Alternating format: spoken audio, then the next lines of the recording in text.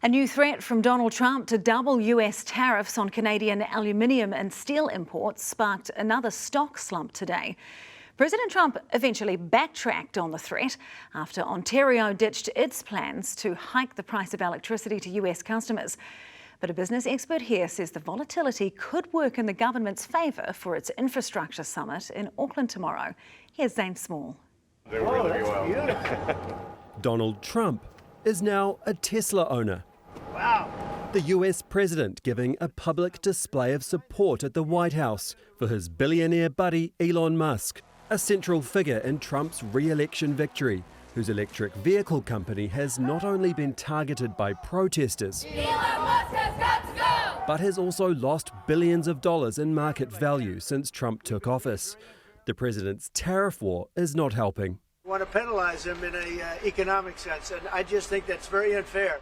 By raising tariffs, or taxes charged on imported goods, Trump is hoping to stoke demand for American-made goods, helping to boost domestic manufacturing. Tesla is going to double vehicle output in the United States within the next 2 years. But the tariff war has caused uncertainty, and stocks have subsequently tumbled. The S&P 500, which includes 500 leading companies, fell 0.8% after yesterday falling 2.7%. And the biggest mover on the downside has been Tesla. It was worth over $1 trillion. It's now worth less than $750 billion. The latest stock market fall came off the back of Trump threatening an additional 25% tariff to 50% on all steel and aluminium coming into the United States from Canada. That prompted the Premier of Ontario to ditch his plan to hike the price of electricity to 3 US states, followed by Trump's own backtrack, saying he'll stick to the original 25% tariff. Rather than going back and forth and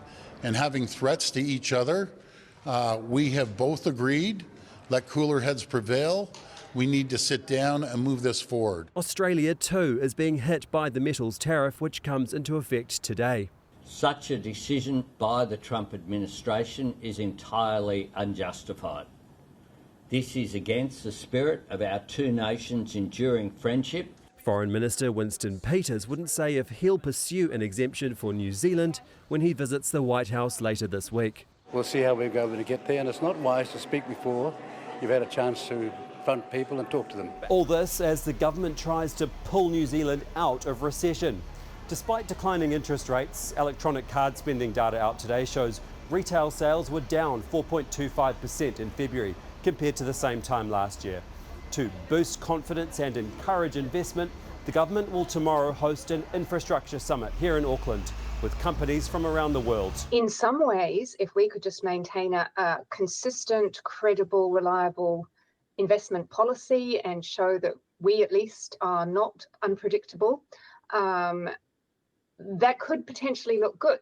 In other words, the long shadow cast by Trump and his trade war may just benefit us. So, Zane, what else do we know about this summit tomorrow? Well, I'll be heading along to the summit tomorrow, but we can't say where it's happening for security reasons. There are some New Zealand companies within the mix of attendees, but also some international heavy hitters from the likes of the US, China, Canada and the UK. Now, the government says the companies and institutions attending the summit manage assets and funds worth around $6 trillion. To give an example of the kind of projects that the government is inviting for investment tomorrow at the summit, registrations of interest will open for the Northland Expressway, for example. The Prime Minister, Christopher Luxon, will be attending, and this afternoon he released a statement saying, quote, investment into New Zealand will have big payoffs for Kiwis. He'll certainly be hoping so, with recent polling showing declining support for the government. Zane, thanks so much.